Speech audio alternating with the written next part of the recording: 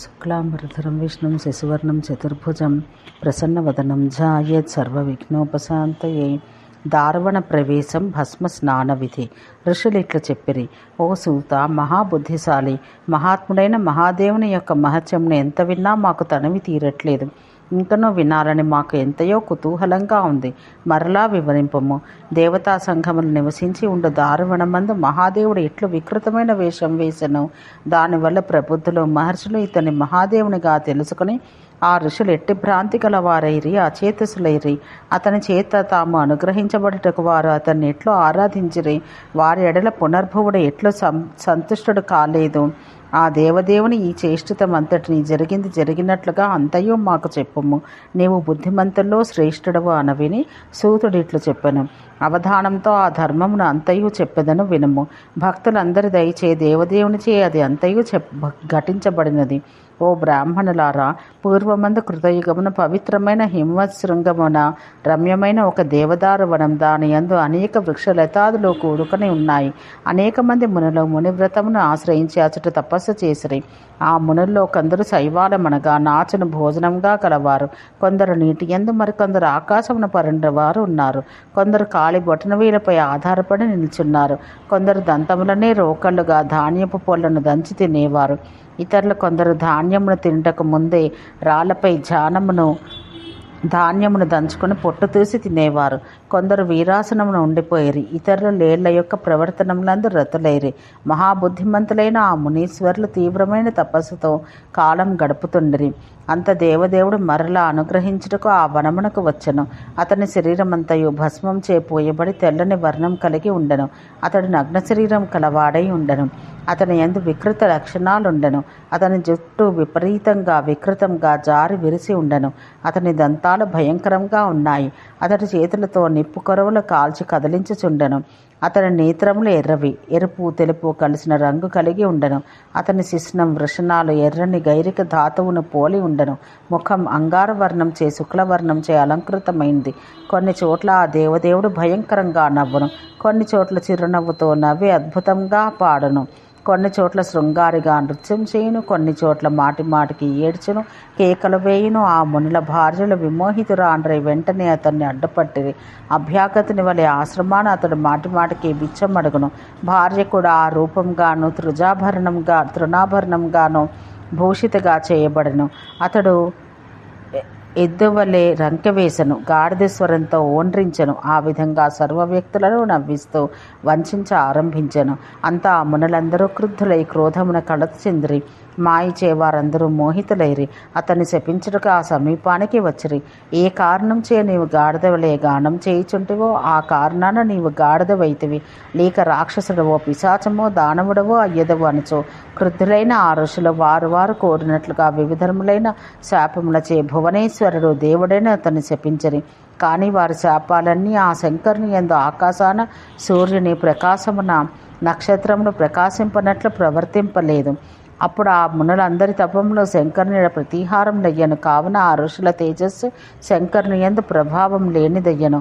మహాత్ముడైన బ్రహ్మ యొక్క పరిపూర్ణమైన శ్రేయస్సుకు కారణభూతమైన యజ్ఞం ఋషి శాపం చే నాశనం అందును అని వినబడింది. భృగు మహర్షి శాపం చే పరమవీర్యవంతుడైన విష్ణువు 10 జన్మలెత్తవలసి వచ్చెను. అంతేగాక అతడు ఎల్లప్పుడూ దుఃఖితుడుగా చేయబడెను. పూర్వమందు కోపగించిన ఋషి అయిన గౌతముని చే ఇంద్రుని యొక్క శిష్ణం వృషణములతో సహా నేల మీద పడినట్లు చేయబడెను. శాపం చే వసువులు గర్భవాసం నందు ఉండిపోయినట్లు చేయబడిరి. ఋషుల శాపం చేత నహుషుడు పాము రూపం పొందెను. బ్రాహ్మణుడి చేతనే క్షీరసముద్రం తాగటం యోగ్యం లేకుండా చేయబడింది. యమధర్మరాజు మహాత్ముడైన మాండవ్యుని చే శపించబడెను. పైన చెప్పబడిన వారు మరియు ఇతరులు ఎందరో దేవదేవుడు మహేశ్వరుడు అయిన విరూపాక్షుడు కాక యాతలను పొందిరి. ఈ విధంగా శంకరుని చే మోహితులై ఆ ఋషులు శంకరుని తెలుసుకోలేకపోయిరి. అందుకే ఆ ఋషులందరూ ఒకరితో ఒకరు పరస్పరం గృహస్థ ధర్మలమైన మనకు విధించబడిన ధర్మం ఇది కాదు సరికదా, బ్రహ్మచర్య వ్రతులైన వారికి వానప్రస్థులైన వారికి కూడా ఇది ధర్మం కాదు, ఏతలకు ఇది ధర్మంగా ఎందుకు తెలియదు. అందుకే ఈ బ్రాహ్మణుడు మోహించబడట గొప్ప అన్యాయం. కావున లింగమును ప్రపతింపచేయుము, పడవేయము. ఇది తపస్సులకు ధర్మం కాదు. మధురంగా మాట్లాడము. ఏదైనా ఒక వస్త్రం ధరించము. నీవు లింగమును త్యజించితివా, పూజించబడదవు.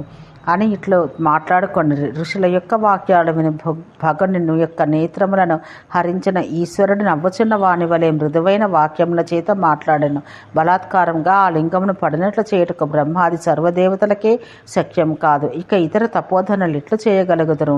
ఓ బ్రాహ్మణోత్తములారా, ఈ లింగమును నేను పడినట్లు చేసేదను. ఆశ్రమం మందు ఉండము లేదా వెడలిపొమ్ము అని వారనిరి. ఈ విధంగా పలకబడ్డ మహాదేవుడు ఇంద్రియ చేష్టితములచే సంతుష్టుడై అందరూ చూచుండగానే అతడు అంతర్హితుడయ్యను. మహాదేవుడు అంతర్హితుడై భవుడు అనగా ఈశ్వరుడు లింగరూపం పొందగా అతడు 3 లోకములందును ఏ భూతము ప్రాదుర్భావం పొందలేదు.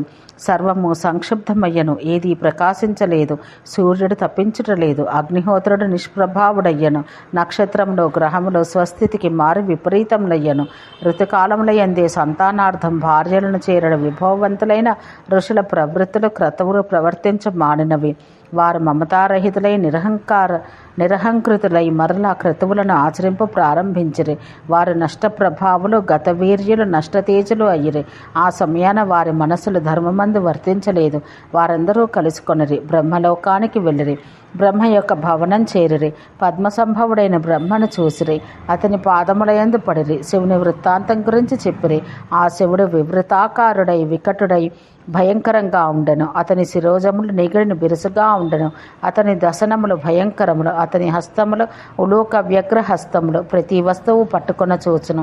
అతని నేత్రం రక్తములు ఎర్రని వర్ణం కలవి. అతని శిష్ణం వృషణములతో సహా ఎర్రగా ఉండెను. గైరిక ధాతు మండితం. అతడు ఎప్పుడు మా కోడండ్రు మా కూతుండ్రు ఉన్న పక్కనే ఉండటయేగాక ప్రత్యేకంగా ఆ పిల్లలు గల వారి పక్కన ఉండను. వారి పార్శ్వాన అతడు విపరీతమైన అభిలాషతో మెలకుచుండను. అతడు ఉన్మత్తుడు, పిచ్చివాడని తెలుసుకొని మాచి అతడు అవమానించబడను, ఈ వైపుకు లాగబడను, కొట్టబడను. అప్పుడు కూడా అతని లింగం ఉద్ధతమై ఉండను. అతని కోపాన్ని శాంతింపచేయుటకై మేము అతని శరణ పొందితిమి. ఇది ఏమియో ఎట్టి కార్యమో మాకు పూర్తిగా తెలియలేదు. ఓ పితామహా, మాకు తెలియజెప్పుము అన్న ఋషుల వాక్యాలు విని ధ్యానం నంది పరమేశ్వరుని గురించి తెలుసుకున్న సమాహిత మనస్కుడై బ్రహ్మ వారికి సమాధానమిచ్చను. అతడే మహాదేవుడు. ఈ విషయం మీరు తెలుసుకోవాలి. అతని స్థానము పదమును సులభంగా పొందటకు వీలు కాదు. అతడే దేవతలకు ఋషీశ్వరులకు పితరులకు ప్రభువు మరియు అధిపతి. సహస్ర యుగముల అనంతరం ప్రళయం కాగా సర్వదేహులను ఆ మహేశ్వరుడే కాలుడై సంహరించను. అతనొక్కడే స్వతేజంచే ప్రజలందరినీ సృజించను. అతడే చక్రహస్తుడైన విష్ణువు. వక్షస్థలమందు శ్రీవత్సంచే కృతలాంఛనుడు.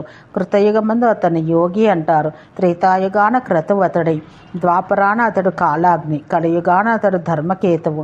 పండితులు రుద్రుని యొక్క ఈ 3 మూర్తులు తెలుసుకోవాలి. తమోభాగం అగ్ని, రజోరూపం బ్రహ్మ, సత్వభాగం విష్ణువు. ఈ 3ంటికి ప్రకాశకుడు అతడే. అతని మూర్తి ఒకటి దిగ్వసనం, దానికే శివుడని పేరు. అతని అందే యోగస్థుడై బ్రహ్మ ఉండును. ఓ బ్రాహ్మణులారా, అందుచేతనే జితేంద్రియుడై జయించిన కోపం కలిగి ఆ ఈశానసుని ఆరాధించను. అతడే దేవదేవుడు, అవ్యయుడు. ఆ మహాత్ముని లింగం ఎట్టిదానినిగా మీరు చూచితిరో తత్ప్రతికృతినిగా శూలపాన్ని ఒనర్చి అతనికి ప్రసన్నులు కండు. అప్పుడు పుణ్యులు అకృతాత్ములు దర్శించుటకు వీలు కాని దాన్ని చూడడు. మీ అజ్ఞానం అధర్మం నశించును అని ఇట్లు బ్రహ్మ పలకగానే తర్వాత అమిత తేజస్కుడైన బ్రహ్మకు వారు ప్రదక్షిణలు ఆచరించరి. వారు దేవదారు వనమందు వీతశోకులై ఉండరి. బ్రహ్మ చెప్పిన విధంగా ఈశ్వరుని ఆరాధించుటకు వారు ప్రారంభించరి. వారు అడికి ముగ్గులు పెట్టిన ప్రత్యేకమైన నేలయందు, పర్వతముల యందు, గుహల యందు, నదుల యందు, విచిత్రములు శుభంకరములైన పులినముల యందు బ్రహ్మ చెప్పిన చొప్పున 1 సంవత్సరం ఈశానుని ఆరాధించరి. 1 సంవత్సర కాలం పూర్తయింది. వసంతం ఆసన్నమైంది. అదే రూపం పొంది దేవదేవుడైన ఈశ్వరుడు ఆ వనానికి వచ్చెను. పుష్పించిన బహుపాదాలతో లతలతో ప్రకాశించినది. 9 గణముచే జుమ్మనే గానం చేయబడుచున్నది. కోకిలల యొక్క మనోహర శబ్దంతో సుందర శబ్దధ్వానమున ప్రకాశించినట్టుదిగో ఆ దేవదారు వనాశ్రమాన్ని మహేశ్వరుడు ప్రవేశించెను. మునీశ్వరులందరూ సుసమాహిత మనస్కులై ఆ దేవుని స్తోత్రం చేసిరి. అప్పుడు ఉదకంచే వివిధములైన మాల్యములచే, ధూపములచే, గంధములచే, సపరివారములతో, భార్యలతో, పుత్రులతో ఆ మహాభాగులు మృదువులైన పలుకులతో ఆ గిరీశుని గురించి ఇట్లనిరి. దేవదేవుడని తెలియని కారణంచే కలిగిన అజ్ఞానంచే, కర్మలచే, మనస్సుచే, వాక్కులచే ఓ దేవా నీకు మేము ఏమి చేసి ఉంటిమో అదంతయు క్షమింప అర్హుడము. ఓ శంకరా, నీ చరితములు విచిత్రములు, రహస్యములు, దుర్విజయములు మాకే కాదు బ్రహ్మాది దేవతలకు కూడా ఓ ప్రభు నీకు స్వాగతం. గతియు అగతయు కూడా తెలియక ఉంటిమి. ఓ విశ్వేశ్వర మహాదేవ, నీవు ఇవ్వడవో వానివే అట్టి నీకు నమస్కారం. మహాత్ముడవు మహేశ్వరుడువైన నిన్ను స్తోత్రం చేయుచున్నాము. భవనకు భవ్యనకు పుట్టిన వానికి, ఉద్భవించిన వానికి, అనంత బలవీర్యునికి, భూతముల ప్రభువుకు, సంహారునికి, కపిసాంగరూపునికి, అవ్యయునికి, వ్యయాంగునికి, గంగా సలిలధార వహించవానికి, సర్వాధారునికి, గుణాత్మునికి, త్రయంబకునికి, త్రినేత్రునికి, త్రిశూలధారికి, సుందర విగ్రహునికి, పరమాత్ముడైన శంకరునికి, వృషాంకునికి, ప్రమథ గణపతికి, దండహస్తునికి, పాశహస్తునికి, కాలునికి నీకు నమస్కారం. వేద మంత్రాలలో ప్రధానుడైన వానికి, సహస్ర జిహ్వుడవైన నీకు నమస్కారం. గతించినట్టి భూతం, జరుగుతున్న వర్తమానం, జరగబోవు భవిష్యత్తు, స్థావరములు, జంగములు గల ఓ దేవా, ఈ సర్వజగత్తు నీ దేహం నుండి ఉత్పన్నమైనది. ఓ శంభో రక్షించు, నీకు భద్రమగుగాక. ఓ భగవాన్ ప్రసన్నుడవ కమ్ము. అజ్ఞానం వల్ల కానీ, లేక జ్ఞానం చే కానీ మానవుడు ఏ కొంచెం మాత్రం చేసినా దానంతటిని భగవానుడైన ఈశ్వరుడే యోగమాయిచే ఉనరించును. ప్రహృష్ట మనసులతో ఈ విధంగా మునులు స్తోత్రములు చేసి భగవానుని ఇట్లు ప్రార్థింతురు. తప ప్రభావయుక్తులమై మేము పూర్వం వలె నిన్ను చూచెదము గాక. పూర్వం వలె నీ లింగం స్వస్థానమును ప్రకృతియే ఉండను గాక. చిరుమువ్వల కింకనీ జాలములు కలిగి దిగంబరుడవైన నీకు నమస్కారం. వికటునికి అనగా అసహ్య రూపునకు, క్రూర రూపునికి, స్వాహాకారునికి, సర్వ ప్రాణాత్మునికి, రూపరహితునికి, స్వరూపునకు, విశ్వరూపునికి, గుణరూపునికి నీకు నమస్కారం. కటంకటునికి అనగా బంగారు రూపునికి నమస్కారం. దుర్గంధునికి, సుగంధునికి, శూలహస్తునికి, నల్లని శిఖ కలిగిన శిఖండునికి, నీలకంఠునికి, శ్మశాన బూడిదయే అంగరాగముగా కలవానికి, దేవునికి, గుణత్రయాత్మునికి, సర్వ విశ్వస్వరూపుడైన వానికి, బ్రహ్మకు, నిత్యం శ్మశానమందు నివసించవానికి, ప్రేతరూపునికి నీకు నమస్కారం. నీవు దేవతల్లో బ్రహ్మవు, నీవు రుద్రుల్లో నీలమైన వర్ణం కలవాడివి, అన్ని భూతాలకు ఆత్మవు, నిన్ను సాంఖ్యుల పురుషుడందరు. నీవు పర్వతములలో మహామేరువు, నక్షత్రాలలో చంద్రుడవు, ఋషుల్లో నీవు వశిష్ఠుడవు, దేవతలలో వాసవుడవు, సర్వవేదాలకు ఓంకారము, సామములందు మొదటి సామం, అరణ్య వస్తువుల యందు నీవన్నింటినీ సింహమువు. ఓ పరమేశ్వర, గ్రామ్య జంతువుల్లో వృషభమువు, సర్వలోక పూజితుడవైన భగవంతుడవు నీవు సర్వదా అన్ని విధాలుగా విధానములుగా ఉన్నను. బ్రహ్మ చెప్పిన విధముగా మాకు కలిగిన భావనలన్నింటిలో నిన్నే చూచెదము. క్రోధం, లోభం, విషాదం, మదం వీటన్నింటిని నిగ్రహింపకోరదము. ఓ పరమేశ్వర, ప్రసన్నుడవై అనుగ్రహించము. మహాసంవరణం అనగా సర్వప్రలయం ప్రాప్తించగా ఓ నాథ, నీవు నీ చేతిని నుదుటిని రాయగా సర్వకృతాత్ముడవైన నీచే అగ్ని పుట్టింది. ఆ అగ్ని యొక్క జ్వాలలచే అప్పుడు ఆ లోకములన్నీ వేడిచే కూడుకొని ఉన్నవి.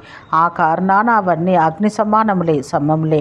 వికృతమైన అగ్నులు అనేకములు, తక్కిన చరాచరములైన భూతములన్నీ సముత్థితమైన ఆ అగ్నిచే దహించబడుచున్నాయి. ఓ సురేశ్వర, దహించబడుచున్న మాకు త్రాతవు మరియు రక్షకుడవు కమ్ము. నీవే లోకహితం కొరకు సర్వభూతములపై అమృతమును చల్లుదవు. ఓ మహేశ్వర, ఓ మహాభాగ, ఓ ప్రభు, ఓ శుభ నిరీక్షక, ఓ నాథ, మమ్ము ఆజ్ఞాపించము. నీ ఆజ్ఞను అమలు చేయ కర్తలము మేము. నీ యొక్క రూపకోటి సహస్రములకు, రూపకోటి శతములకు అంతమును గమనశక్తులము. ఓ దేవా, నీకు నమస్కారం అని అంత భగవానుడు ఈ వాక్యం పలికెను. విద్వాంసుడెవ్వడు నా భస్మ నిరతులైన వారిని భస్మంచే, దగ్ధపట్టలములైన పాపముడు కలవారిని, శాస్త్రవిధిని అనుసరించి వర్తించే వారిని, ఇంద్రియ నిగ్రహం కలవారిని, విప్రులను, ధ్యానపరాయణులను అవమానకరంగా పరిహసించరాదు, ఎగ్గులాడరాదు, వారిని అతిక్రమించరాదు. ఐహికాముష్మిక లోకములను హితము కోరినట్టి వారు నా భక్తులను గురించి చెడ్డ మాటలు మాట్లాడరాదు. ఎవడు వారిని నిందించనో అట్టి మూఢాత్ముడు మహాదేవుని నేను నిందించను. ఎవడు నిత్యము వారిని పూజించనో అతడు శంకరునే పూజించను. ఇట్లా మీరు ఆచరించము, మీకు భద్రమగును, నా వల్ల సిద్ధి పొందుదురు. ఓం శాంతి శాంతి శాంతి.